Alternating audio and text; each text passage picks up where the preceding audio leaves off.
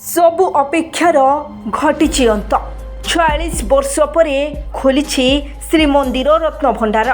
अति सतर्कतार सहित रत्न भंडार खोली टीम 11 जणिया टीम रत्न भंडार भितर करिसेंती प्रवेश।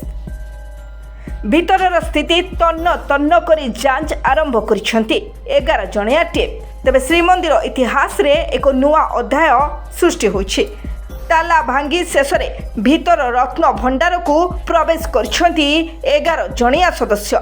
46 वर्ष धरी ताला खोला जाई नथिबारु ताला खोलिबारे होइथिला समस्या। कलंकी सफा करी मध्य ताला खोलिबाकू करा जाइथिला चेष्टा। तेबे समस्त प्रयास विफल हेबा परे शेष ताला भांगी भीतर को प्रवेश करथिले कमिटी सदस्य। आउ याहारी मध्यरे आउ एक बड़ खबर सामना को आसीछि। श्रीमंदिर 22 पाहाचरे देखिबाकू मिलिछि अजब चित्र।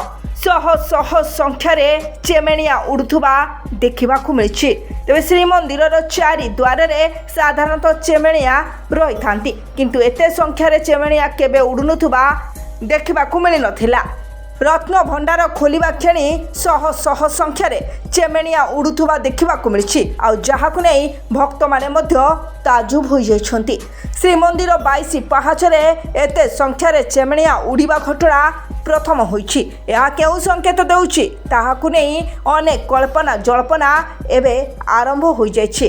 तेबे गोटे पटे रत्न भंडार खोला जाई जांच आरंभ करा जाइथिबा बेले अन्य पटे मंदिरर 22 पाहाचरे शह शह संख्यार चेमेणिया उड़ुछन्ती। ब्यूरो रिपोर्ट, संस्कार टीवी।